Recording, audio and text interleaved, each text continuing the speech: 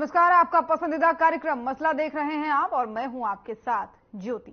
चंडीगढ़ हरियाणा सचिवालय में हरियाणा कैबिनेट की अहम बैठक हुई। बैठक की अध्यक्षता मुख्यमंत्री मनोहर लाल ने की। बैठक में करीब 2.5 घंटे तक चर्चा की गई और बैठक में तमाम मंत्री भी शामिल हुए। कई अहम मुद्दों पर इस बैठक में मंथन के साथ ही करीब 18 एजेंडों पर चर्चा की गई, जिनमें से एक महत्वपूर्ण कदम उठाते हुए हरियाणा निवासियों के अधिकार को सशक्त बनाने और सुरक्षित भूमि अधिकार सुनिश्चित करने के उद्देश्य से हिसार के गांव ढंडूर, पीरावाली, झीरी और बबरान में रहने वालों को आवासीय भूमि या भूखंडों का मालिकाना हक देने वाली नीति बनाने को मंजूरी दे दी गई। इस नीति के तहत 31 मार्च 2023 तक राजकीय पशुधन फार्म हिसार से संबंधित 1873 कनाल 19 मरला भूमि पर निर्मित आवास वाले लोग स्वामित्व अधिकार के लिए पात्र होंगे। जिन लोगों ने 250 वर्ग गज तक की भूमि पर निर्माण किया है, उन्हें 2000 रुपये प्रति वर्ग गज का शुल्क चुकाने के बाद मालिकाना हक दे दिया जाएगा। और इसी प्रकार जिन लोगों ने 250 वर्ग गज से लेकर के 1 कनाल तक के क्षेत्र में निर्माण कार्य किया है, उन्हें 3000 रुपये प्रति वर्ग गज का भुगतान करने का मालिकाना हक उसके बाद से मिल जाएगा। इसी के साथ ही रियल एस्टेट एजेंटों के लिए पंजीकरण और नवीनीकरण शुल्क में संशोधन को भी मंजूरी दे दी गई है। हरियाणा सरकार ने सार्वजनिक परिवहन सेवाओं को बढ़ाने के लिए स्टेज कैरेज योजना में भी सुधार किया है और इसी के साथ ही कई अन्य अहम प्रस्ताव भी इसमें पास हुए हैं। और क्योंकि आने वाले समय में चुनाव भी नजदीक है, ऐसे में क्या ये फैसले चुनाव में किसी तरीके से सरकार को सकारात्मक परिणाम दे सकते हैं, ये अपने आप में एक बड़ा सवाल है। और वहीं दूसरी तरफ विपक्ष भी चुनाव की तैयारियों में जुटा हुआ है और लगातार इस बार अपनी जीत के दावे कर रहा है।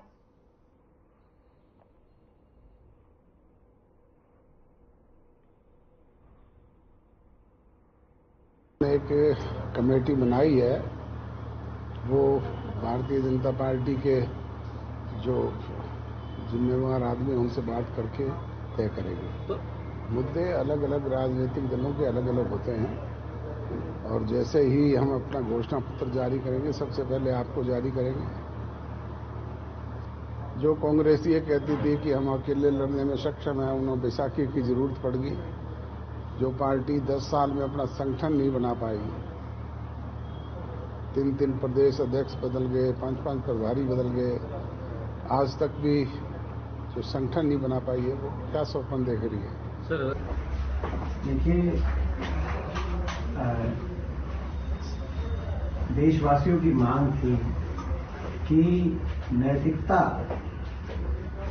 के मापदंडों को देखते हुए जो अजय कुमार मिस्टेनी थे, उनको जिनकी गाड़ी का इस्तेमाल करके और उनके समर्थकों और परिजनों द्वारा निहत्थे किसानों पे पीछे से थार की गाड़ी आकर उनको कुचलने का काम हुआ, उनको कम से कम नैतिकता के आधार पर पहली मांग थी कि उनको कैबिनेट जो है का पद से उनको हटाया जाए। और फिर मांग थी उनको कम से कम टिकट दोबारा नाम मिले, कोई नाम नहीं मिलना चाहिए। और मगर भाजपा ने उन सारी भावनाओं को, किसानों की, देशवासियों की भावनाओं को कुचलते हुए उनको टिकट दोबारा देने का काम किया। किसानों की सभी भावनाएं उसी तरह से कुचली गई जैसे लखीमपुर में किसानों को कुचलने का काम किया। अब लोग, मैं समझता हूं, भारतीय जनता पार्टी के इस अहंकार, ये अहंकार की पराकाष्ठा है। तो आज चंडीगढ़ में हरियाणा कैबिनेट की बैठक हुई है और इस बैठक में कई अहम प्रस्तावों पर मुहर भी लगी है, मंजूरी उनको दे दी गई है। और साथ ही दूसरी तरफ जो है चुनाव भी आने वाले हैं, तो बताया जा रहा था कि चुनाव के लिहाज से भी ये बैठक महत्वपूर्ण होगी, क्योंकि कुछ चर्चा इसमें चुनाव को लेकर भी हो सकती है और कई एजेंडे इसमें पेश किए गए, कई प्रस्ताव पास भी हुए। और साथ ही आपको बता दें, क्योंकि चुनाव नजदीक है, ऐसे में पार्टियां भी अपनी अपनी तैयारियों में लगी हुई हैं, अपनी अपनी पार्टियों के अपने अपने दाव हैं। कहीं प्रत्याशियों के नाम पर पेच फंस रहा है, तो कहीं सीट शेयरिंग को लेकर के। हालांकि तैयारियों में जो है पार्टियां लगातार लगी हुई है, लेकिन इस बीच जो हरियाणा कैबिनेट की बैठक हुई, उसको लेकर के भी तमाम सारे कयास लगाए जा रहे थे। सचिवालय में बैठक हुई और मुख्यमंत्री मनोहर लाल की अध्यक्षता में बैठक हुई। करीब 2.5 घंटे ये बैठक चली और इसमें तमाम मंत्री भी शामिल हुए। कैबिनेट के कई अहम मुद्दों पर चर्चा होने की बात इसमें सामने आई, जिसमें से एक महत्वपूर्ण कदम उठाते हुए जो है हरियाणा सरकार ने हरियाणा के निवासियों के अधिकार को सशक्त बनाने और सुरक्षित कदम उठाते हुए जो निवासी है वहां के भूमि अधिकार सुनिश्चित करने के उद्देश्य से हिसार के 4 गांव जिनमें ढंडूर, पीरावाली, झीरी और बबरान में रहने वालों को आवासीय भूमि या भूखंडों का मालिकाना हक देने वाली नीति बनाने को मंजूरी दे दी है। इस नीति के तहत 31 मार्च 2023 तक जो है राजकीय पशुधन फार्म हिसार से संबंधित जो 1873 कनाल 19 मरला भूमि पर निर्मित आवास वाले लोग जो हैं वो स्वामित्व अधिकार के लिए पात्र होंगे और जिन लोगों ने 250 वर्ग गज तक की भूमि पर निर्माण किया है उन्हें जो है 2000 रुपये प्रति वर्ग गज का शुल्क चुकाने के बाद से उस भूमि का मालिकाना हक मिल जाएगा।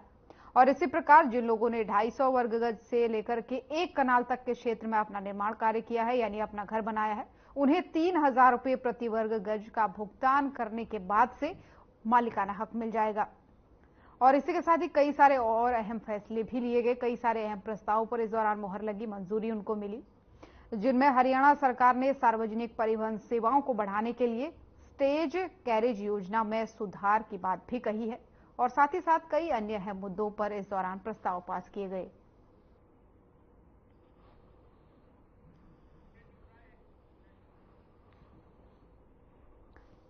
और इस बीच बात अगर चुनाव की करें तो सारी पार्टियां जो है वो अपनी अपनी तैयारियों में जुटी हुई हैं। तमाम सारे मुद्दे इस बार पार्टियों के अलग अलग हैं। कोई विपक्षी पार्टियां रोजगार से समेत तमाम सारे मुद्दे ऐसे हैं जिनको लेकर के चुनाव लड़ने की बात कर रही है। और विपक्षी पार्टियों की अगर बात करें तो कांग्रेस और आम आदमी पार्टी में गठबंधन पर सीट शेयरिंग की बात हुई है, जिनमें से एक सीट कुरुक्षेत्र जहां पर आम आदमी पार्टी के उम्मीदवार उतरेंगे और उसमें उम्मीदवार के नाम का ऐलान भी हो गया है। जो आम आदमी पार्टी के प्रदेश अध्यक्ष हैं सुशील गुप्ता, वो ही उस सीट से चुनाव लड़ने वाले हैं, उनको प्रत्याशी के तौर पर उतारा गया है। और बाकी अन्य जो 9 सीटें हैं हरियाणा में उन पर जो है कांग्रेस पार्टी अपने उम्मीदवार उतारेगी। तो ऐसे में विपक्ष लगातार दावे कर रही है कि इस बार उनकी जीत पक्की है। दूसरी तरफ बात करें अगर सत्ता पक्ष बीजेपी की, तो उसकी भी तैयारियां लगातार जारी है। लगातार जो है बैठकें हो रही हैं, रोड शो हो रहे हैं और बैठकों में मंथन हो रहा है चुनाव को लेकर के। आज कैबिनेट की बैठक भी थी, उसमें भी कई अहम प्रस्ताव पास किए गए हैं और लगातार सत्ता पक्ष का कहना है कि इस बार भी सभी सीटों पर वो कमल खिलाने का काम करेगी। हालांकि इस बीच जो अभी गठबंधन सरकार है जेजेपी और बीजेपी, उसको लेकर के भी बातें सामने आ रही थी कि हो सकता है सीट शेयरिंग में चुनाव लड़ा जाए। लेकिन बीते दिनों प्रदेश अध्यक्ष और तमाम सारे और भी नेता जो थे वो ऐसा इशारा करते हुए सामने आए कि बीजेपी सभी सीटों पर अकेले चुनाव लड़ेगी।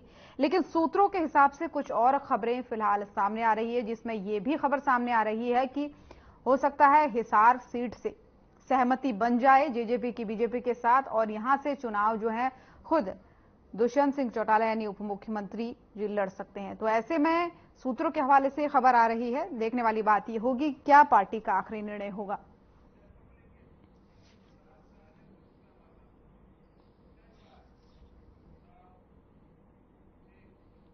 और इन्हीं सब तमाम मुद्दों पर चर्चा के लिए मेहमानों का पैनल हमारे साथ जुड़ चुका है। सबसे पहले तारुफ उनका आपसे करवा दूं। मुकेश कापड़ीवाल जी प्रवक्ता बीजेपी हमारे साथ जुड़ चुके हैं।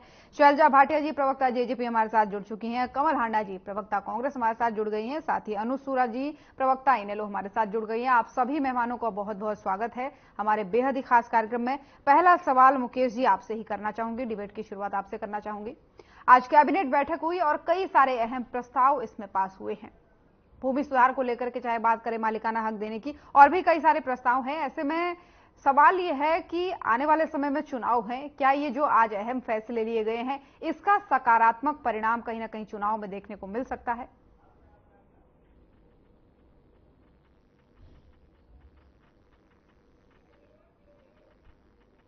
क्या आप मुझे सुन पा रहे हैं मुकेश जी? जी जी जी, मेरा सवाल आपने सुना या मैं दोहराऊं? जी जी मैंने सुना। आप सभी को नमस्कार जी। आज जो मुख्यमंत्री मनोहर लाल जी की अध्यक्षता में कैबिनेट मीटिंग हुई, आपने उसमें देखा होगा कई महत्वपूर्ण निर्णय सरकार ने लिए। लगभग 18 एजेंडे मीटिंग में रखे गए थे और उसमें से लगभग सभी एजेंडे पास किए गए। आपने जो बहुत मुख्य मैं मुद्दा अगर आपको बताऊं तो उसमें देखेंगे कि 4 गांव के लिए भूमि स्वामित्व नीति को मंजूरी दी गई है।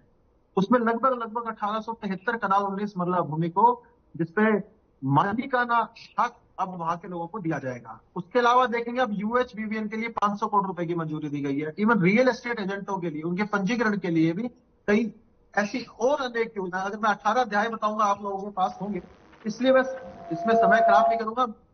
मेरा सिर्फ मानना यह है कि अब चुनाव अभी हमारे सर पर है। आप अगर देखेंगे कि सभी पार्टियां चुनाव की तैयारी में लगी हुई है।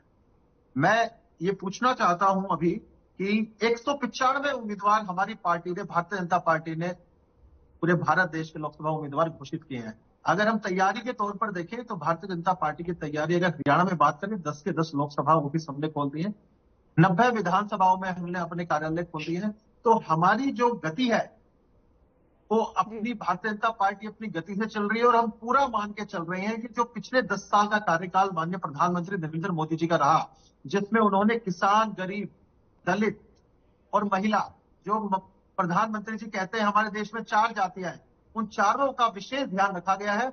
और आदरणीय मुख्यमंत्री मनोहर लाल जी के नेतृत्व में जो उन्होंने किसान के लिए किया, जो दलित के लिए किया, जो गरीब के लिए किया, महिला के लिए किया, मैं आश्वस्त होकर कह सकता हूं कि हम 10 की 10 लोकसभा सीटें जीतने जा रहे हैं और 400 सीटें जीतकर भारतीय जनता पार्टी की प्रचंड सरकार देश में बनने जा रही है। क्या ये माना जाए कि अब बीजेपी 10 सीटों पर खुद ही लड़ेगी, क्योंकि इस बीच कुछ खबरें सामने आ रही हैं कि हिसार सीट को लेकर के कुछ सहमति बन सकती है जेजेपी के साथ? देखिए, ये तो केंद्रीय चुनाव समिति फैसला करेगी, केंद्रीय पार्लियामेंट्री बोर्ड फैसला करेगा। अगर कोई सहयोग में उनको सीट दी भी जाती है तो वो तो पार्लियामेंट्री बोर्ड हमारा फैसला करता है। अगर वो भी जीत के आएंगे तो वो भी मोदी जी के ही हाथ मजबूत करेंगे। कहने का मतलब यह है कि 10 की 10 सीटें हम हरियाणा में जीतने जा रहे हैं। इसमें अभी जब रिजल्ट आएगा तो आप देखेंगे कि जिस तरीके से पिछले बार हम 10 सीटें जीते थे, आने वाले चुनाव में भी अभी 1 महीने बाद आप देखेंगे कि हम 10 की 10 सीटें जीतेंगे। ठीक है मुकेश जी, बने रहिएगा। और भी मेहमान हमारे साथ बने हुए हैं। कमल हांडा जी, आपके पास आना चाहूंगी।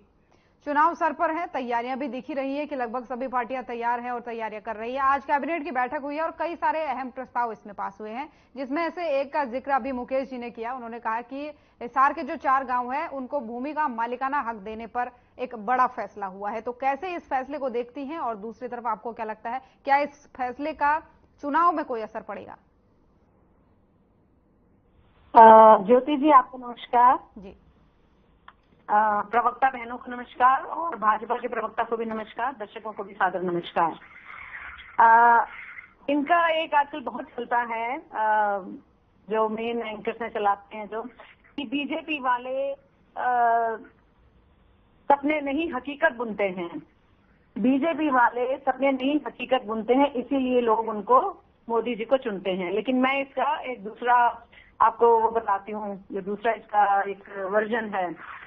बीजेपी वाले, खास करके मोदी सरकार वाले, हकीकत नहीं झूठे सपने बुनते हैं लोगों को। जैसे इन्होंने 2 करोड़ की नौकरियों का बताया, 15 लाख बताए, किसानों की आय दुगनी करनी वगैरह वगैरह, लिस्ट इज वेरी लॉन्ग। तो बीजेपी वाले हकीकत नहीं झूठे सपने बुनते हैं और लोग आपको नहीं मोदी जी, आप जबरन ईवीएम या बैलेट पेपर से खुद को चुनते हैं। जैसे चंडीगढ़ में हमने भी आपको ताजा उदाहरण देखा और ईवीएम में भी हमने देखा जो मध्य प्रदेश में हुआ 199 सीटों पर, जहां पर जनता आगे थी। खैर, हरियाणा पर आती हूँ मैं। इनके मुख्यमंत्री ने 18 एजेंडे पास कर लें, 180 पास कर लें, कोई फायदा नहीं होने वाला, क्योंकि इन्होंने जो भी काम किए हैं, चाहे वो पीपीपी है, चाहे वो पोर्टल है, चाहे इन्होंने किसानों की आय दुगनी करने की बात की हो, चाहे इन्होंने किसानों के लिए बैरिकेडिंग करी, युवाओं को रोजगार नहीं दिया। इन्हीं के कैबिनेट मिनिस्टर के हाईएस्ट आंकड़े हैं कि भाई हरियाणा में 2014 में 2.9 बेरोजगारी दर थी, इस टाइम 40 सालों में हाईएस्ट जो है बेरोजगारी दर है। तो मैं ये पूछना चाहूंगी मुकेश यादव जी से, जरा मुझे ये बताइए कि आपने एजेंडे तो बता दिए जो धरातल पर कभी उतरेंगे नहीं, पहली बात। दूसरी बात ये कि आप क्या मुंह लेकर जाएंगे जनता के पास और क्या मुद्दे होंगे आपके पास? क्या आप रोजगार का मुद्दा लेकर जाएंगे? क्योंकि आपके चीफ मिनिस्टर तो खैर मैं नहीं कहूंगी, क्रूअल मिनिस्टर जरूर कहूंगी मैं, cruel and crude minister. The reason being he said कि उन्होंने कहा था कि हम हर किसी को सुरक्षा नहीं दे सकते। अगर आप सुरक्षा नहीं दे सकते तो घर बैठिए ना, फिर आप जनता चुन लेगी ना दूसरा नेता कोई जो जनता को सुरक्षा दे सके। क्योंकि नफे सिंह राठी की जिस प्रकार से हत्या हुई है, इतने बेखौफ हो गए हैं गुंडे की, मैं हैरान थी। हलवाइयों की दुकान तक पे पहुंच गए हैं वो, 2-2 करोड़ की फिरौती चाहिए और गोलियां चला दी। इतनी बेखौफी आपके राज में, और आप आपने ये भी कहा था भ्रष्टाचार दूर करेंगे। आपने तो भ्रष्टाचार भर भर के किया है, इतना भरा है कि मैं बता नहीं सकती। आप रेवड़ी की बात करते थे ना कि चुनावी रेवड़ी देते, लेकिन आपने तो ट्रक भर भर के अंबानी अडानी को दिए, खुद भी अपने जो भी आपके प्रवक्ता हैं, जो भी आपके छुटभैये नेता हैं, बड़े नेता हैं। और एक चीज और, इनके जो मुख्यमंत्री हैं, इनके आका जो हैं, उन्होंने भी अपना मिनी स्विट्जरलैंड बनाया है बिटवीन पंजाब एंड दिल्ली। तो मुझे ये बता दें, ये कौन से मुद्दे पर और किस मुंह से अपना मुंह लेकर जाएंगे मुद्दों पर, क्योंकि कांग्रेस जो मुद्दे की बात करती है, राहुल जी मुद्दे वेट कीजिए, राहुल जी मुद्दे की बात करते हैं, वो हर किसी ऐसे वर्ग से मिल गए जो सच में दुखी है आप लोगों से। गरीब है चाहे वो और गरीब हो गया, अमीर और अमीर होता जा रहा है। चर्चा इस पे करेंगे। कंपनियों ने जो इन्होंने नहीं दिया था आपको चंदा 335 करोड़ आपने उनसे वसूला ईडी भेजकर। आपने चोरी डकैती डाली कांग्रेस के खाते पर, 65 करोड़ 40 लाख आप लोगों ने वहां से। हांडा जी लौटूंगी आपके पास, लौटूंगी, इन तमाम सारे मुद्दों पर चर्चा करेंगे। मुकेश जी आप भी कुछ कहना चाह रहे हैं, आपके पास भी लौटूंगी, लेकिन उसके बाद आप नोट कर लीजिए आपको किन सवालों का जवाब देना है। लेकिन शैलजा भाटिया जी हमारे साथ बनी हुई। शैलजा जी आपसे जानना चाहूंगी, कैबिनेट की आज बैठक हुई है और इस बैठक में लगभग 18 प्रस्ताव पेश हुए थे। कुछ ऐसे प्रस्ताव हैं जिनको कहा जा रहा है कि हरियाणा वासियों के लिए काफी हितकारी साबित होंगे। हमारे कहने का सवाल ये है मेन जो कि ये जो प्रस्ताव हुए हैं इनका चुनाव में क्या परिणाम देखने को मिलेगा, क्या इसका सरकार को सकारात्मक परिणाम देखने को मिलेगा?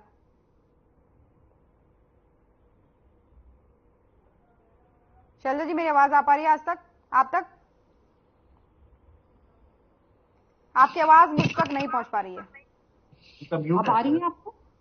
हाँ आ रही है। हाँ जी, आपकी बात है। और जहां तक जेजेपी की बात है, जेजेपी का संगठन पूरी तरीके से तैयार है और खासकर हमारा बूथ सखी और बूथ यूथ योद्धा को लेके काफी डिस्ट्रिक्ट्स में हमारा बूथ लेवल पे संगठन तैयार हो चुका है। और जो थोड़े बहुत हमारे डिस्ट्रिक्ट्स रह भी गई हैं उस पे भी आने वाले वक्त में हम लोग की पूरी तैयारी और पूरे बूथ लेवल तक हमारा संगठन तैयार हो जाएगा। और जहां तक 10 लोकसभा कॉन्स्टिट्यूएंसीज की बात है, ऑलरेडी हमारी 6 लोकसभा में रैलीज हो चुकी हैं और आज जो बची हुई हमारी 13 मार्च को हमारी एक हिसार में बहुत बड़ी रैली होने जा रही है। और इसके बाद जितनी भी बची हुई और हमारी लोकसभा कॉन्स्टिट्यूएंसीज हैं उस पर भी हमारी जो आने वाले वक्त में सभी जगह हमारी लोकसभा की सारी रैलीज होंगी। तो जहां तक चुनाव का सवाल है, हम लोग सिर्फ डेवलपमेंट की बात करते हैं और पिछले 5 साल में चाहे कोविड हो चाहे जो भी सिचुएशंस आई हो, हमने केवल डेवलपमेंट की बात की है। और इतना प्रॉब्लम्स आने के बावजूद हम लोगों ने ज्यादा से ज्यादा जमीन पे काम किया है। और जहां तक इलेक्शंस की बात है, हमें लगता है हमें अब चाहे वो तो लीडरशिप शीर्ष नेतृत्व हमारा डिसाइड करेगा कि हमने कितनी सीटों पे लड़ना है। जो भी डिसीजन होगा वो हमारा पूरा का पूरा हम लोग जो है उसके लिए हम लोग तैयार हैं। इस बीच कुछ सूत्र ये बता रहे हैं कि हिसार से चौटाला साहब, दुष्यंत चौटाला साहब चुनाव लड़ सकते हैं, इस पर सहमति बनती दिख रही है। तो क्या इसका स्टेटस क्या है? जैसे कि अभी मुकेश जी ने भी बोला, और ये तो हमारा जो लीडरशिप है, हमारे 5 मेंबर की कमेटी बनी है। हम लोगों की राष्ट्रीय कार्यकारिणी की मीटिंग हुई है जिसमें 5 कमेटी के मेंबर, हमारी जो कमेटी बनी है वो एनडीए की लीडरशिप से जो भी डिसीजन मेकिंग है उनसे बात करेंगे। बात करने के बाद जो भी डिसीजन होगा, जो भी कॉन्स्टिट्यूएंसी से हमने लड़ना है, चाहे वो जितनी भी हो, चाहे 10 हो, चाहे 9 हो, या जो भी हो, और चाहे वो ये बात आ रही थी कि हो सकता है कल तक आ जाए डिसीजन, तरीके से तैयार हैं उसके लिए।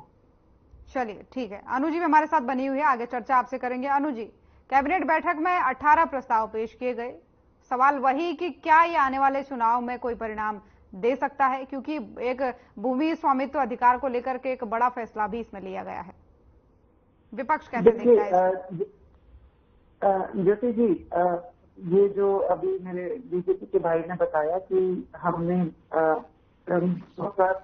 विकास कर दिया है, खासकर इन्होंने जो भूमि का स्वामित्व देने की बात की, तो मैं बहुत स्पष्टता से कह दूं कि इस तरह के बहुत काम सरकारें करती हैं। आप कोई देश में पहली बार ये कार्य नहीं हो रहा है और आपने 2 से 3 हजार रुपये वर्ग गज लिया है जनता से, लोगों से, और वो ऐसी कोई प्राइम लोकेशन नहीं है तो आपने बहुत अच्छा खासा पैसा लिया है जनता से, आपने फ्री में कुछ नहीं लिया, तो एहसान मत जताइए।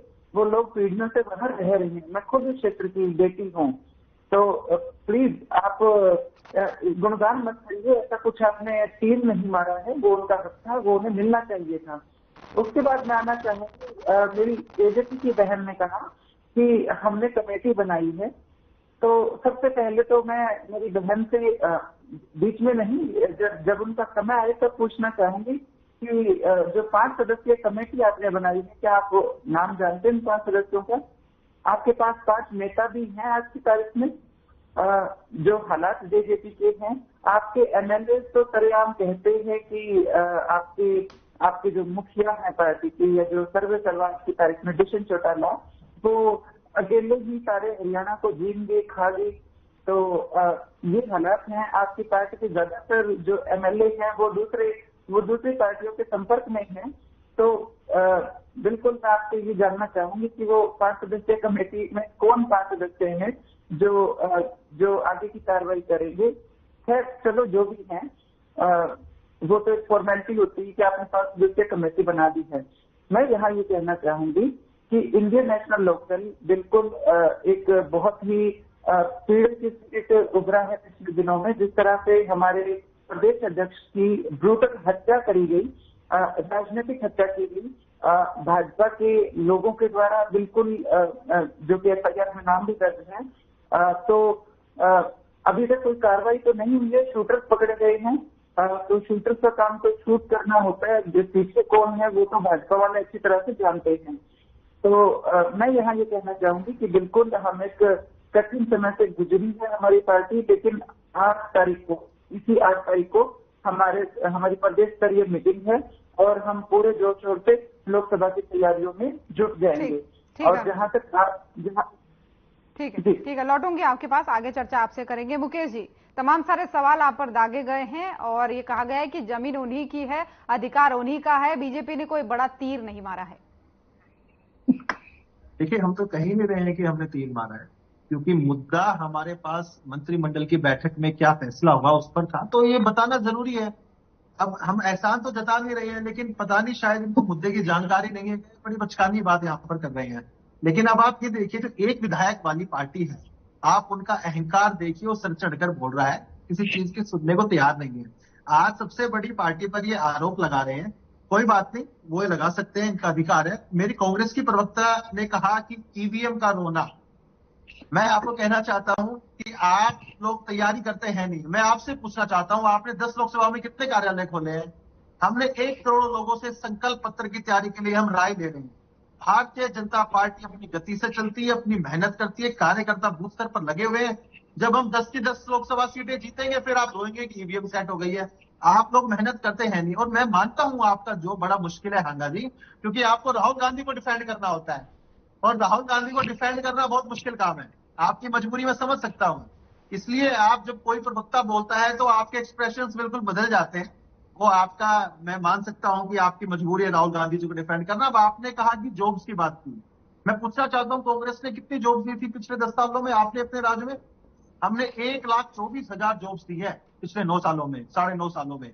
और 60,000 जॉब्स जो चुनाव से पहले हम और दे देंगे, यानी कि लगभग 1,80,000 90,000 के आसपास हम जॉब दे देंगे। मैं गवर्नमेंट जॉब्स की बात कर रहा हूँ।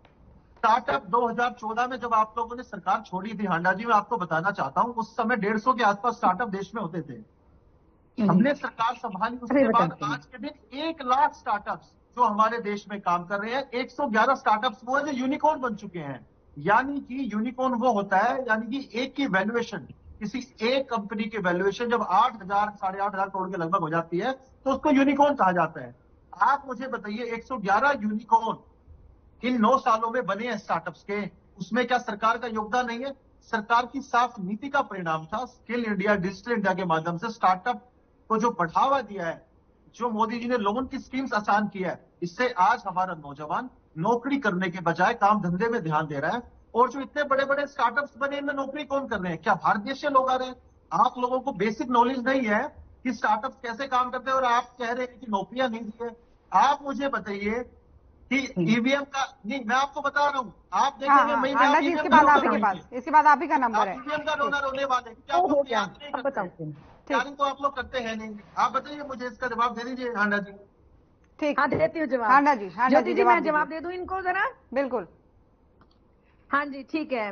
ये अपना मुझे लगता है मानसिक संतुलन खो बैठे हैं। इनको लगता है कि कहीं हमारी सरकार चली ना जाए। You have lost your mental balance. मुझे आपसे बहुत सहानुभूति है मुकेश यादव जी, लेकिन आप डिफेंड भी किसको कर रहे हैं? चोरों को, डकैतों को डिफेंड कर रहे हैं। बड़े शर्म की बात है। ऐसी आपकी क्या मजबूरी है? वैसे बाय द वे मैं पूछना चाहूंगी मुकेश जी आपसे। दूसरी बात ये कि 195 प्रत्याशी उतार दिया आपने, कौन सा बड़ा एहसान किया? और आपकी जो शेयरिंग, तो सीट शेयरिंग का भी आपका क्लियर नहीं है। कई लोग आपके छोड़कर जा रहे हैं। कितनी जूतम पैजाज चल रही है अंदर खाते में, वो आप दिखाते नहीं है। दूसरी बात ये, महंगाई की बात आप नहीं करते कि पहले तो 2014 में तो इतनी प्रॉब्लम नहीं थी, और आप कहते हैं 1 लाख इतने हमने नौकरियां दी, वो भी कच्ची नौकरियां। नंबर 1। दूसरी बात ये, आपको मालूम है एक मिनट, आप बीच में नहीं, आई सेड कीप क्वाइट। ठीक है, जवाब दीजिए उसके बाद। आप सही बोल रहे हैं, सारा तो झूठी परोसते हैं आप तो। चैनल पर आकर जनता को बेवकूफ बनाने के लिए जनता अब जाग गई है। महंगाई की बात करते हैं, जॉब की बात, इन्हीं के लेबर मिनिस्टर मिस्टर तेली ने संसद पटल पर आंकड़े रखे कि 2014 में तो हरियाणा की बात कर रही हूँ मैं, सुनिए तो सही है। आप हरियाणा की ही बात कर रही हूँ, आपके ही दिल्ली जिनने रखे हैं संसद पटल पर हरियाणा के आंकड़े कि 2014 में जॉब जो है 2.9% पे थी, जब बढ़कर 2024 में आपके आका के मोदी काल में, मोदी कालखंड में वो बहुत बढ़ गया है, वो बहुत बढ़ गया। आप झूठ बोल रहे हैं, बीच में मत टोकिए, फिर मैं कुछ कड़ा बोल दूंगी, फिर आप रोएंगे जाके घर पे, ठीक है? और आपके सीएम आप कहते हैं 1 मिनट यार, क्या shut up will you let me finish. आप इनका अहंकार ठीक है, हांडा जी बात पूरी कीजिए, उसके बाद शैलजा जी आपके पास आएंगे। आपके बीच में नहीं बोली थी। ये क्या मतलब होता है? मैं बोल दूंगी ये गुंडागर्दी चुप तो नहीं होते? ये आपके घर का चैनल है क्या? इस सरकार की भाषा शोभा नहीं देती। अच्छा ठीक, चले ठीक है, दोनों के पास लौटूंगी। हांडा जी आपके पास भी लौटूंगी, मुकेश जी आपके पास भी लौटूंगी। शैलजा जी हमारे साथ बनिए। शैलजा जी, 2 बड़े आरोप आप पर लगे हैं। एक तो कमेटी के नाम क्या आपको पता है, इनेलो की तरफ से सवाल दागा गया। इसके बाद हांडा जी आप ही के पास आऊंगे। इस बार हांडा जी आपको समय दिया जाएगा, आपकी आवाज भी नहीं आ पा रही है। मैंने एक सवाल पूछा था कि क्या मैं 5 मेंबर कमेटी का नाम भी जानती हूँ या नहीं, तो मैं पूछना हांडा चाहती जी हूँ हांडा जी मेरा इंटरव्यू लेने की कोशिश कर रही है। हांडा जी इसके बाद आपके पास आऊंगी। क्या होता है? इसके बाद आऊंगी, समय बराबर मुझे सबको देना होता है। हांडा जी थोड़ा सा समझिए बात को। इसके बाद आऊंगी एक बार शैलजा जी से। हाँ जी ज्योति जी, मैं सवाल पूछा था अनु जी ने कि क्या मुझे 5 मेंबर जो कमेटी है उसका नाम भी पता है या नहीं पता। क्या ये मेरे ऊपर ये क्वेश्चन था कि मुझे नॉलेज है यानी कि मेरी पार्टी में क्या चल रहा है, या क्या तात्पर्य था उनका पूछने का? मैं नहीं जानती इस चीज को, पर ये सब जगह पता है कि 5 या 6 मेंबर जो हमारी कमेटी बनी है उनके क्या नाम है, हर जगह मीडिया में आया हुआ है वो नाम। दूसरी चीज, जहां तक हेलो हाँ जी आ रही है आपकी आवाज, बताइए। हाँ जी बताइए, नाम बता दूं मैडम? कमल जी नाम बता दूं आपको? शौक से। हाँ, नाम अगर आपने नहीं पढ़ा तो आपको नाम भी बता देते हैं। अगर कमेटी का आपने नाम पूछ रहे हैं मुझसे, तो अगर उससे आपको सेटिस्फैक्शन हो जाता है तो नंबर भी बता दीजिए। हाँ बताऊं मैं यहाँ पे? बताइए। हाँ, तो हमारी जो कोऑर्डिनेशन कमेटी है जिसने एनडीए लीडरशिप के साथ कोऑर्डिनेशन करना है, श्री दुष्यंत चौटाला जी हैं हमारे जो डेप्यूटी चीफ मिनिस्टर हैं यहाँ पे, श्री डॉक्टर केसी बांगड़ जी हैं, अनूप धानक जी हैं, ब्रिज शर्मा जी हैं, कमलेश सैनी मैडम हैं और रामनिवास जी हैं। तो आप नोट कर सकती हैं, जिससे अगली बार आपको ये पूछना ना पड़े किसी से। तो ये हर जगह मीडिया में आया हुआ है, आपकी जानकारी के लिए मैंने दोबारा दोहरा दिया है कि इनकी कमेटी मेंबर के नाम क्या हैं। ठीक। और अनु जी ने मेरे से एक और सवाल मेरे ख्याल से पूछा था। बिल्कुल जवाब दीजिए, फिर अनु जी के पास ही। हाँ जी, तो जहां तक अनु जी काम का सवाल है, हमारे जो आदरणीय डिप्टी चीफ मिनिस्टर जी हैं, अगर आप उनके घर जाके देखें या ऑफिस जाके देखें, मुझे नहीं लगता कहीं पे भी पूरे हरियाणा में आपको इतनी लंबी कतार लोगों की मिलेगी जो लोग उनके दरवाजे पे खड़े रहते हैं। कोई वजह है जिस वजह से खड़े रहते हैं वहां पर, क्योंकि उनके काम विपक्ष में कहना है कि आपकी पार्टी में आप लोगों की कमी हो रही है। 5 साल जितनी भी प्रॉब्लम्स आई हैं उसके बावजूद एक भी ऐसा दिन नहीं हो जब उन्होंने वहां काम ना किया हो। ठीक, आपकी आवाज भी बीच में ब्रेक हो रही है। ऑपोजिशन में बैठ के बहुत आसान होता है कि आपने ये नहीं किया, आपने वो नहीं किया, पर आप खुद एक बार आके देखिए वहां पे क्या हिसाब है, किस तरीके से लोगों की एक्सपेक्टेशंस है और किस तरीके से वहां पे दिन रात वो काम करके काम करते हैं, चाहे उनका दफ्तर हो जाए चाहे उनका घर हो जाए। ठीक है शैलजा जी, लौटूंगी आपके पास। आपकी आवाज भी बीच में ब्रेक हो रही है, उसको सही कराने का प्रयास करते हैं। अनु जी आप जवाब देना चाह रही बहुत देर से। जी मैं मेरी बहन जो जेजेपी की है उन्हें ये कहना चाहूंगी कि जिस स्कूल में तुम्हारा डिप्टी सीएम पढ़ा है ना, वहाँ हम प्रिंसिपल रह चुके। बहन जी मैंने बहुत काम किया है इन लोगों के साथ। ये इनेलो पार्टी की ही उपज है और हमारे ही डिस्ट्रिक्ट से इलेक्शन लड़े थे जब इनेलो से होते थे। तो मैं बहुत अच्छी तरीके से जानती हूँ डिप्टी सीएम साहब को भी, और जिन 5-6 लोगों का आपने नाम लिया। मेरे को यही पूछना था कि कौन है ये लोग। इनको हरियाणा के लोग जानते तक नहीं है जिनका आप नाम ले रहे हो। आपके जो एमएलए थे जिनको बहुत आगे चले जिला इलेक्शन लड़ा था, चाहे वो देवेंद्र सबली हो, दादा गौतम हो, और बहुत लोग थे जिनको आप फेस बना के और पार्टियों से चुरा के लाए थे। आज वो लोग दूसरी पार्टियों के संपर्क में हैं और जो खाद मैं कहूंगी, खाद आप लोगों के पास बच गई है जिसका कुछ नहीं बचना। उसके बाद मैं आऊंगी महामानव से। हमारे जो महामानव है मोदी जी, मेरे भाई ने कहा कि नेता को डिफेंड करती हैं, मेरी बहन के लिए कहा। तो आप किसको डिफेंड करने के लिए बैठे हैं? एक जो पार्टी का प्रवक्ता होता है वो बिल्कुल अपनी पार्टी और नेता को डिफेंड करने के लिए ही बैठता है। भाई साहब, थोड़ा सा नॉलेज आप लेके आइए, थोड़ी सी नॉलेज आप लेके आइए। आप बोलने से पहले थोड़ा सोचा करिए। दूसरी बात, आप बात करते हैं अहंकार की, तो अहंकार की ट्यूशन तो अहंकार की ट्यूशन तो शायद आप सुनिए अहंकार की ट्यूशन तो हमें खट्टर साहब से लेनी पड़ेगी, जो सेल्फी लेने वाले बच्चों को धक्के मारते हैं, अपने कार्यकर्ताओं को, जो कहते हैं गर्दन काट दूंगा। अगर कोई उनको मुकुट पहनाने आता है तो वो गर्दन काटने की बात करते हैं। महिलाओं को तो आप चंद्रयान से स्पेस में भेजने की बात करते हो, तो आप अहंकार की बात करते हुए अच्छे नहीं लगते। आपको महिलाओं के ऊपर तो बोलने का कोई हक ही नहीं बनता। आपके कार्यकाल में महिलाओं पर जो अत्याचार हुए में हम तो रिपीट कर करके भी थक चुके हैं। हमारी पहलवान बेटियां जो अत्याचार उनके साथ हुए। उसके बाद आपका जो मंत्री था संदीप सिंह, उसने जो कांड किया था, क्या कार्रवाई की आपने? आपके मंत्रियों ने हमारे किसानों को गाड़ियों से कुचलने तक का काम किया। आप बात करते हैं, बीजेपी बात करती है अहंकार की। और मैं यहाँ ये कहना चाहूंगी, मैं यहाँ ये भी कहना चाहूंगी कि जेजेपी का तो अब जिक्र ही बंद कर देना चाहिए। ये तो होगी बिल्कुल जच्चा बच्चा पार्टी कह लीजिए। ये तो एक शून्य है, एक अपना बस दिन पूरे कर रहे हैं। ये तो आपको आने वाला वक्त बताएगा। इलेक्शंस अब करीब आ रहे हैं। मेरे ख्याल से हम इस चीज के बारे में ना भी बात करें और इलेक्शन का वेट करें तो बेहतर है। ये तो परिणाम ही बताएंगे कि कौन किसका वजूद रहेगा और किसका वजूद नहीं रहेगा। इस सवाल का जवाब आपसे लूंगी शैलजा जी, बने रहिए। आप सभी के पास आऊंगी, लेकिन मुकेश जी एक छोटा सा रिएक्शन आपका इनके सवालों का जवाब, उसके बाद हांडा जी आपके पास आऊंगी। मुकेश जी, मुझे समझ में नहीं आ रहा है। आजकल इनेलो और कांग्रेस के कार्यकर्ताओं का प्यार बहुत बढ़ता जा रहा है, प्रवक्ताओं का भी अच्छी बात है, हालांकि कोई बुरी बात नहीं है। अब मैं इनको कहना चाहता हूँ, आप चुनाव पे थोड़ा फोकस कीजिए। मैं पूछना चाहता हूँ इनेलो पार्टी की, आपके चुनाव की क्या तैयारियां हैं? आपके 10 लोकसभा जो चुनाव आप लड़ने वाले हैं, नहीं लड़ने वाले, क्या है, किससे गठबंधन है आपका? कांग्रेस ने तो आपको नकार दिया है, उन्होंने तो आम आदमी पार्टी से गठबंधन करके अपना कर लिया है। आप क्यों वो कहता है ना कि बेगानी शादी में खुला दीवाना, आप लोगों की वही हालत हो गई है। और मैं हांडा जी को कहना चाहता हूँ, ठीक है आप अपनी पार्टी को डिफेंड करें, कीजिए, लेकिन देखिए राहुल गांधी जी जिनके नेता हैं, उनसे हम क्या उम्मीद करें? अब आप लोग मुद्दे बताइए, आप किन मुद्दों पे चुनाव में जाएंगे? आप बेतुकी बातें कर रहे हैं, डिबेट किसी मुद्दे की, बातें कुछ और कर रहे हैं। आप अपने मुद्दे बताइए। मुद्दे बोला ना मैंने, क्या है, ग्रामीण विकास पर जोर दिया है, युवाओं को आगे बढ़ाने का काम किया है। और हांडा जी इसके बाद आप ही के पास आ रहे हैं, आप ही के पास आ रहे हैं इसके बाद। ठीक, हाँ जी मैम, ठीक है। मुकेश जी आपकी आवाज ब्रेक हो रही है, सही करवाने का प्रयास करें। हांडा जी कुछ कहना चाह रही है, आप सवालों का जवाब दीजिए। हाँ जी, मैं इनको ये कहना चाहती हूँ कि राजस्थान में जेजेपी की बहन को कहना चाहती हूँ कि राजस्थान में झूठी यात्रा के नाम पर 16 बसें भरकर गई थी आपकी। वैसे वहां पर आपका कोई वर्चस्व, आपका वहां पर कोई आधार है नहीं, जन आधार।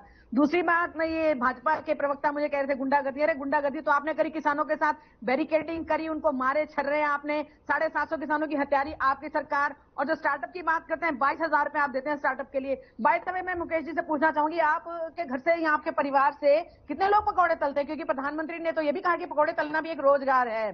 तो क्या आप भी पकौड़े तलते हैं या आपके घर में कोई तलता होगा? बता देना आप। दूसरी बात, आपके उनके मुख कमल से तो बहुत ही वो फूल झड़ते हैं, आपके जो क्रूअल मंत्री हैं। और एक मैं बात और कहना चाहूंगी, अनुसुरा बहन बात एक कहनी भूल गई महिलाओं के लिए, पहलवान बेटियों का उन्होंने जिक्र कर दिया, संदीप सिंह का जिक्र कर दिया। चौधरी देवीलाल यूनिवर्सिटी में 500 छात्राओं ने प्रोफेसर के खिलाफ शिकायत की, जिसमें उन्होंने बताया कि उनका यौन उत्पीड़न किया जाता है। उसके बारे में आपने क्या एक्शन लिया, आप मुझे ये बताइए। आप कोई एक्शन लेते हैं? आप तो सोचते हैं बलात्कारी और गुंडे जितने भरेंगे उतना हमारा बाहुबल बढ़ेगा, हम ताकतवर होंगे। बता दीजिए ना संदीप सिंह को एफआईआर और नॉन वेलेबल वारंट के बाद भी आपको है नहीं, जनता जवाब नहीं दे रही है। वो चंडीगढ़ में जो आपने किया उसका भी जनता जवाब देगी, चंडीगढ़ में जो आपने किया उसको भी मत भूलिए। ऑन कैमरा आपने वो करा, मैं वही बता रही मैम। और बाकी हम लोग क्या रहे मुद्दे तो मैंने बता दिए, किसान का है, रोजगार का है, और जो आपने नशे का व्यापार इतना बढ़ा दिया हरियाणा में जो पहले कभी नहीं होता था। एक चीज और पूछी थी मुकेश जी ने, आंडा जी, मुकेश जी ने एक चीज और पूछी थी, उन्होंने कहा था कि आपने अपने राज्य में कितने लोगों को नौकरी दी? 2014 तक नहीं था, 2014 तक नहीं था, आपने लूट लिया। आंडा जी, आपने मेरा सवाल नहीं सुना। क्रूड मंत्री ने, जो कि आप जब पटना में भी जो रैली हुई है ना, महा रैली क्या रैला मैं तो कहूंगी, उससे भी आप लोग खूब घबराए हुए हैं, पाँव के नीचे से जमीन खिसकी हुई है। ठीक है, कौन कितना घबराया देखिए आने वाले समय में पता चलेगा। हांडा जी, एक सवाल तो मेरा सुन लीजिए पहले। उन्होंने ये पूछा है कि आपको सुनाई नहीं देती काम की बात? यहाँ आप रुई ठूस के आते हैं, आप भी सिर्फ जो बोलना होता है, जो लिख के आते हैं, व्हाट्सएप यूनिवर्सिटी का जो आप सिलेबस लेकर आते हैं उसी को पढ़ना होता है, अपने कानों में रुई ठूस लेते हैं जब कोई काम की बात हम कहते हैं। तो ये प्रॉब्लम है आपके साथ, सारों के साथ। जैसे आपके केंद्र के आका सुनते नहीं किसी की, आप एंकर की बात करते हैं, क्या बात कर रहे हैं? नहीं, आपको पता नहीं सवाल क्या पूछ रहे हो जी।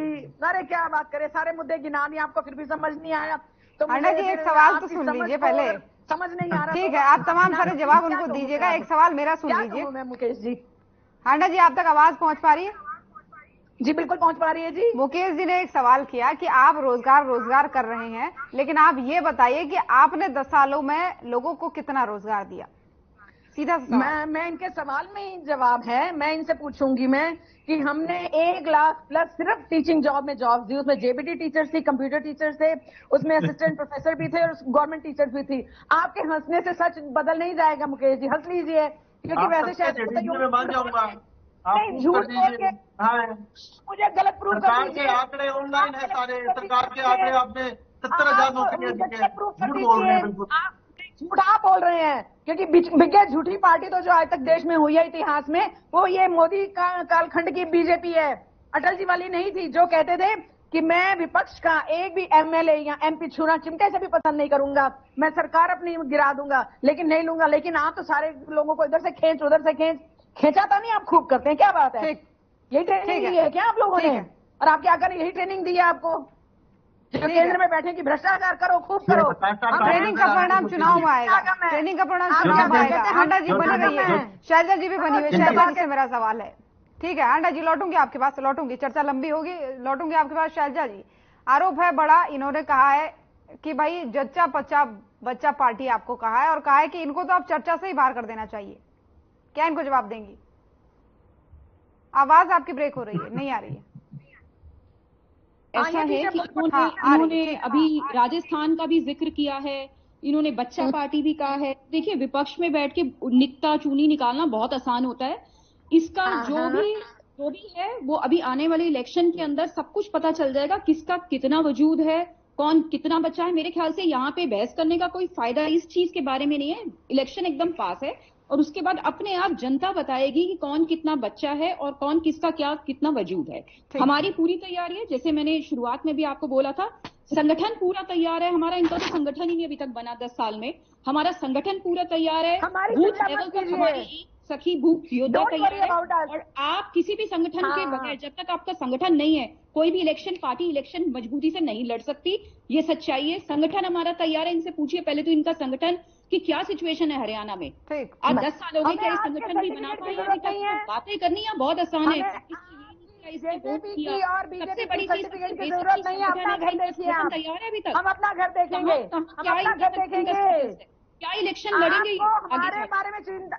अरे आपको हमारी चिंता करने की क्या जरूरत है जब आप अपनी ही चिंता कर रहे हैं सब। नहीं, आप हमारी चिंता प्लीज मत कीजिए। आप बीजेपी के साथ देखिए वो आपको कितना अपने साथ रखती है या नहीं रखती, उस समय का इंतजार कीजिए। और दूसरी बात ये ठीक है, हांडा जी लौट आपके पास फिर लौटूंगी। आपके टाइम पे देखिए अनुसूरा जी से जवाब मैं लेना चाह रहा हूँ। हांडा जी इसके बाद आपके पास लौटूंगी। अनु जी कुछ कहना चाह रही है, मोदी में हो गए हैं, खूब भ्रष्टाचार करा है उन्होंने। आप हांडा जी से अकेले शो कीजिए, ये किसी का समय नहीं देना चाहती है, कुछ बोलना चाहती है। ठीक है अनुसूरा जी बाकी लोगों सबका समय है। अनुसूरा जी जवाब दे रही है, थोड़ा सुन लीजिए सब लोग। ज्योति जी, मैं बीजेपी और जेजेपी दोनों को जवाब देना चाहूंगी बारी बारी। सबसे पहले मैं बात करती हूँ, बीजेपी भाई पूछ कि आपकी तैयारी क्या है, आप बड़ी बड़ी कर रहे हो, आपकी तैयारी क्या है। तो मैं इनको बता दूं बहुत अच्छे से कि हमारा संगठन तो हमेशा से ही तैयार रहा है। हम वो पार्टी है जिसने भारत को उप प्रधानमंत्री भी दिया है और चौटाला साहब 5 बार प्रदेश के मुख्यमंत्री रहे हैं। आप तो अब 2 बार ही बने हैं, तो थोड़ा सा अहिंसा कम कीजिए। संगठन के तौर पर तो हम हमेशा क्या थे। तो उसके अलावा हमारे घर प्रकोष्ठ के बहुत जबरदस्त सम्मेलन हो चुके हैं। लेकिन जैसा मैंने पहले बताया कि हमारे प्रदेश अध्यक्ष की हत्या बीजेपी करवाई, बिल्कुल हमारा कोरोना कराया गया, वो सबको पता है। लेकिन 8 तारीख को हमारी दोबारा प्रदेश कार्यकारिणी की मीटिंग है, जिसमें हम आगे की हमारी योजना को बनाएंगे। उसके बाद बीजेपी को ये कहना चाहूंगी कि हमारी इलेक्ट्रल बॉन्ड के जरिए तो नहीं हुई, हम किसी अदानी वादी से संदेह नहीं कर रहे इलेक्शन में पैसा फेंकेंगे और इलेक्शन लड़ेंगे। तो जिस तरीके की बीजेपी कर रही है वो तैयारी हम नहीं कर रहे। जनता को रोकने वाली पूंजीवाद वाली तैयारी तो हमारी नहीं है और ना हम इस तरह की तैयारी में यकीन रखते। हम संगठन के तौर पे काम कर रहे हैं, बहुत मजबूती से काम कर रहे हैं। उसके अलावा लेकिन ये तो आपके संगठन पे ही सवाल उठा रहे हैं ना, कह रहे हैं कि भाई आपका जब आज तक संगठन ही नहीं बन पाया तो क्या आपकी तैयारी होगी। मैं बताती हूँ ये बात मेरी जेजेपी की बहन ने कहा, तो मैं उनको बता दूं कि जो आप लोग हो ना, हमारे ही संगठन में से निकले हुए लोग हो, तो आप तो मत बोलिए। मैं बात जवाब देती हूँ बीजेपी को। बीजेपी बहुत ध्यान से ये बात सुन ले कि ये वही संगठन है, इनेलो वही संगठन है जो 45-40 सीटों पे रहता था और आपके जो 2-4 एमएलए होते थे आके खुद घर आके कहते थे कि हमें भी मिला लो, एक आधा कुछ दे देना और हमें सरकार में शामिल कर लो। वो हो आप लोग। जब हमारे चौटाला साहब को उद्घाटन करते थे तो आपका मोदी साइड में खड़ा होता था, वो है इनेलो। तो थोड़ा इतिहास को जानिए। आपकी वजह से आपने पैसा फेंक के हमारी पार्टी को तोड़ा। आपने पैसा फेंक के हमारी पार्टी को तोड़ा। मैं वो मानती हूँ, आपने पैसा फेंक के हमारी पार्टी को तोड़ने का काम किया और ये जो टूटा हुआ टुकड़ा है ये आज हमें कह रहे हैं कि हमारा संगठन क्या है। अरे आप हमारे संगठन में से निकले हो मैडम। ठीक है अनु जी, मुकेश जी जवाब दे रहे हैं। अनु जी लौटूंगी आपके पास। मुकेश जी जवाब दे रहे हैं, आपने पैसा देके हमारा संगठन तोड़ा है। बस एक चीज देखिए 5 सेकंड आपके पास। बस 5 सेकंड मुकेश जी 5 सेकंड, बस 5 सेकंड उसको अनु जी को दे रही है, फिर इसके बाद मुकेश जी आपके पास। मैं ये कहना चाहती हूँ कि ये जो कहते हैं कि आज आपका किसके साथ गठबंधन होगा, भाई साहब 1 मिनट रुकिए। मोदी न्यूज़ सुन लीजिए 5 सेकंड। जो लोग यूं बोलते थे, जो आपका आज गठबंधन का साथी है, वो हर रैली में कहता था मोदी न्यूज़ है, मोदी न्यूज़ है। हमारे 70 से ज्यादा युवाओं को गोली से दिया मार, अब की बार कहते 75 पार। तुमको शर्म है थोड़ी बहुत दोनों को? काहे का गठबंधन है? लूट के खा गए हरियाणा को। ठीक है मुकेश जी, लूट के खा गए। मुकेश जी आप जवाब देंगे। अनु जी आप होल्ड पे रहिए, मुकेश जी जवाब देंगे आप। हांडा जी इसके बाद आपके पास है, पक्का इसके बाद आपके पास। देखिए अनु जी की हताशा है वो बहुत ही जायज है, क्योंकि आज के दिन इनेलो को कोई पूछ नहीं रहा है और मुझे तो लग रहा है कि शायद आगे कुछ इनको पैनल में बैठाना भी लोग बंद कर देंगे, क्योंकि पार्टी का कोई वजूद ही नहीं, अब एक विधायक भी नहीं रहेगा आगे चुनाव में। और आप देखेंगे इन्होंने ये कहा कि हमारी पार्टी पैसे देके तोड़वाई, तो भाई आज का मतलब आप पैसे के लालची थे। आप लोगों ने क्यों तोड़ दी? क्या बातें कर रहे हो आप लोगों से अपना परिवार संभालना क्या बात कर रहे हैं? अब बात आती है कि हमारे कांग्रेस की प्रवक्ता, मैं इनको कहना चाहता हूं, देखिए आप वरिष्ठ प्रवक्ता हैं, आप अपनी पार्टी को डिफेंड करती हैं, तो आप मुद्दे पे बात कीजिए ना। आप किन मुद्दों को लेकर चुनाव में जाएंगे? आप लोगों ने अब तक यही नहीं बताया है किन मुद्दों को लेकर के आप चुनाव में जाएंगे। हमारी तैयारियां पूरी हो गई है। 90 विधानसभा में हमारे ऑफिस खोल दिए, 10 लोकसभा के ऑफिस खोल दिए, 1 करोड़ लोगों से हम संकल्प पत्र की राय ले रहे हैं। हर बूथ पर हमारा कार्यकर्ता लग रहा है। हमने विकसित भारत संकल्प यात्रा गांव-गांव तक लेके गए हैं। आप लोगों की क्या तैयारी है ये तो बताइए। आप सिर्फ ईवीएम पर रोना रहोगे, आप मेहनत करते होंगे, फिर बाद में कहोगे ईवीएम सेट थी। ठीक है हांडा जी, ईवीएम का रोना बाद में आप रोएंगे, अभी आप मेहनत नहीं कर रहे हैं, बीजेपी का कहना है। तो इन्होंने झूठ बोलना ही है, क्योंकि इन्होंने वही बात है जैसे अनु सूरज जी ने कही कि इन्होंने अपने आप को डिफेंड करना ही है, क्योंकि प्रवक्ता है, इनका प्रोफेशन ही यही है, क्योंकि मुझे लगता है बीजेपी के पेरोल पे पक्का है जो ऐसे जबरदस्त तरीके से डिफेंड करते हैं। खैर, बाकी आप हमारे संगठन की चिंता मत कीजिए, 10 लाख हमारे एक्टिव मेंबर्स हैं, हमारी विपक्ष आपके समक्ष और जन आक्रोश रैली और हमारे बहुत सारे धरातल पर महिलाओं के कार्यक्रम भी चल रहे हैं नारी न्याय को लेकर। और मैं जेजेपी की बहन से एक बात कहना चाहूंगी, जो कहती थी जमुना पार छोड़ के आएंगे, उनकी गोदी में ही जाकर बैठ गई। और एक चीज, जो आप ऑफिस खोलने की बात की है आपने, वो आपने हमारे पैसे लूटकर हमारी मेहनत की गाड़ी कमाई, हमारे बुजुर्गों की और हमारे टैक्सेस की गाड़ी कमाई को आप पानी की तरह बहा रहे हैं अपने प्रचार प्रसार पर, और 7 स्टार जो आपने अपने ऑफिस बना लिए हैं। कांग्रेस ने ऐसा नहीं किया, ना ही कभी आज तक किसी कांग्रेस के प्राइम मिनिस्टर ने 8,500 करोड़ का प्लेन खरीदा अपने लिए, ना 15-15 करोड़ की गाड़ियां खरीदी। ये किसका पैसा है? किसी के चचा के घर का नहीं है, किसी के बाप का कमाया हुआ नहीं है, ये जनता के टैक्सेस है, याद रखिए, जिनको आप लूट कर खा रहे हैं। और दूसरी बात, एक बात और कहूंगी, आप में common sense is not common in you, common sense is not, अरे भाई common sense is not common in you, common sense is not, common sense आप में कॉमन नहीं है मुकेश जी। आपको मुद्दे सुनाई नहीं दिए जो मैंने शुरू में इतने 8-10 मुद्दे गिना दिए। आपने तो परेशानियां खड़ी करी हैं, वो चाहे पीपीपी हो, चाहे प्रॉपर्टी आईडी हो, चाहे आपका वो हो पोर्टल हो, चाहे किसानों को आपने क्या राहत दी? क्या आपने किसानों की आय दुगनी करी? 400 का कट्टा जो मिलता था किसानों को, 50 किलो का यूरिया का आपने 1450 का कर दिया, और उसमें से भी 10 किलो कम कर दिया। ठीक है उसमें थोड़ा 10 किलो कम कर दिया, बीच में मत बोलिए। ठीक है, दोनों थोड़ा सा रेस्ट कीजिए। शैलजा जी के पास जाना चाहूंगी। ठीक है हांडा जी, लौटूंगी आपके पास, थोड़ा सा रेस्ट कीजिए। शैलजा जी, फाइनल कमेंट भी इस डिबेट में आपकी चाहूंगी, और आप कुछ कहना भी चाह रही थी। फूल हांडा जी, जैसे अभी अनु बहन ने कहा, हांडा जी प्लीज सुन लीजिए, लौटूंगी आपके पास। हाँ, मैं ये सिर्फ इतना सा मैं कहना चाहूंगी कि अनु जी की अभी मैंने बात सुनी, और उनका दर्द जो है वो मैं समझ पा रही हूँ, क्योंकि किसी ने भी नहीं सोचा था एक 35 साल का नवयुवक इतना कुछ कर जाएगा। इन्होंने तो एक तरीके से नकारी दिया था कि ये तो चले गए, अभी इनका कोई वजूद नहीं रह गया। तो पिछले 5 साल में जो तरक्की है, जिस तरीके से हमने काम किया है, तो वो मैं समझ सकती हूँ आसान नहीं है इस चीज को हैंडल कर पाना, इस चीज को एक्सेप्ट कर पाना, और वो जो दर्द है वो इनकी जबान में मुझे दिखाई दे रहा है आज की डेट में। पर आगे आप देखिए, मैं वही कह रही हूँ, चुनाव का वक्त आ गया है, और अब जल्दी आप लोगों को जनता बता देगी कि कौन कितने पानी में है और कौन कितना पानी से बाहर है। ठीक है अनु जी, आप 10 लोकसभा की सीटों पर लड़ रही हैं, हांडा जी प्लीज सुन लीजिए। मैं क्लोजिंग कमेंट ही लगभग दे रही हूँ सर, शायद समय होने वाला है। हमारी जेजेपी की बहन को मैं बता दूं कि ये जो आपका नवयुवक डिप्टी सीएम है ना, वो हमारा ही बनाया हुआ है। थारे नवयुवक सीएम से, डिप्टी सीएम से जाके पूछना, अनु जी को जानते हो क्या? अरे ये हमारे ही डिस्ट्रिक्ट से उठ के गए थे, तो ये हमारे डिस्ट्रिक्ट से उठ के गए थे, यही घूमा करते, हम बहुत अच्छी तरह से इनकी फितरत को जानते हैं। तो मेरे को जानकारी मत दीजिए, आप जाके पूछो अपने डिप्टी से कि किस तरह से मतलब उनको यहाँ तक पहुंचाया हमने, और जिस संगठन ने उनको इतनी ऊंचाइयों तक पहुंचाने का काम किया, उसी को बेच के चले गए बेशरमों की तरह। और बेगानी शादी में अब्दुल्ला दीवाना की तरह आप 5 साल से वहां बैठे हो। आप हर मीटिंग में, हर अपने आयोजन में क्या करते कि जमुना पार करेंगे, इन्होंने हमारे युवाओं को गोली से मार दिया। और कहाँ गया आपका कोई दीन ईमान है?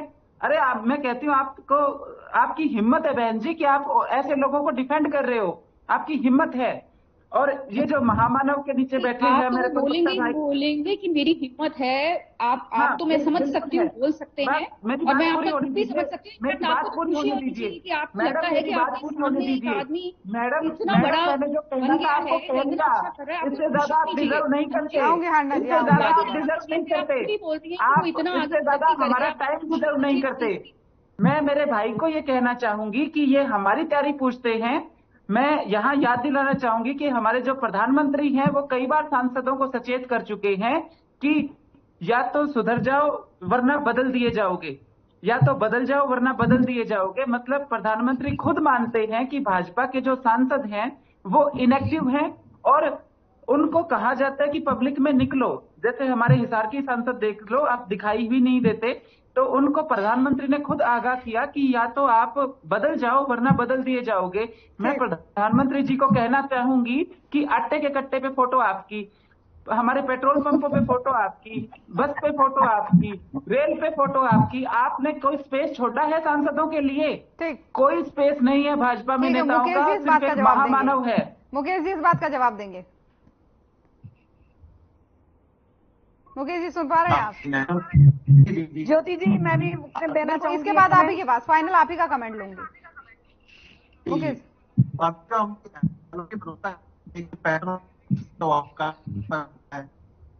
चलिए ठीक है। हांडा जी मुकेश जी आपकी आवाज ब्रेक हो रही है। हांडा जी फाइनल कमेंट आपसे। एक बात कहना चाहूंगी, चाहे वो जेजेपी की प्रवक्ता हैं, चाहे वो आपके बीजेपी के प्रवक्ता हैं, क्योंकि रोजगार की कमी है तो उनको ये प्रवक्ता होने का रोजगार मिल गया है। हमारे पास तो रोजगार है, मेहनत करें, इस उम्र में भी काम करें, सीनियर सिटीजन हूँ, आई एम प्राउड टू से। ओके, नंबर 1 आपको रोजगार यही मिला है, भगवान आपको बख्शे रहे, ये रोजगार आप ही लोगों को रहे, हमें नहीं चाहिए ऐसा रोजगार। हम पार्टी की विचारधारा के साथ जुड़े हैं।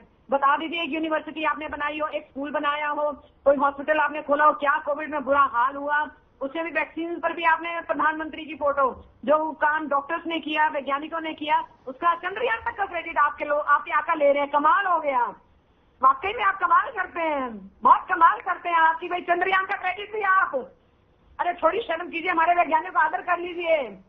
श्रेय ले रहे हैं ना, बिल्कुल गिनते हैं। हाँ ठीक, आप तक आवाज पहुंच पा रही है मुकेश जी? मुकेश जी आवाज पहुंच पा रही है? 5वें फाइनल कमेंट आपका छोटा सा। ये देखिए, मैं तो सिर्फ यही कह सकता हूँ, जो प्रवक्ताओं को सुना, इनेलो कांग्रेस के प्रवक्ता बिल्कुल हताश है, ना इनके पास मुद्दे हैं, ना इनको ये पता है कि चुनाव में किस मुद्दे पर जाना है। मैं तो ये कहूँगा। ठीक, चलिए मुकेश जी आपकी आवाज भी ब्रेक हो रही है। फिलहाल बहुत बहुत धन्यवाद आप सभी मेहमानों का हमारे साथ जुड़ने के लिए। समय की कमी है तो लोकसभा चुनाव नजदीक है और ऐसे में तैयारियां भी पार्टियों की है, लेकिन जो जुबानी हमला है वो लगातार है। ऐसे में आज कैबिनेट की बैठक हुई हरियाणा में और उसमें कई अहम प्रस्ताव पर मुहर भी लगी। फिलहाल आज के मसले में इतना ही। नमस्कार।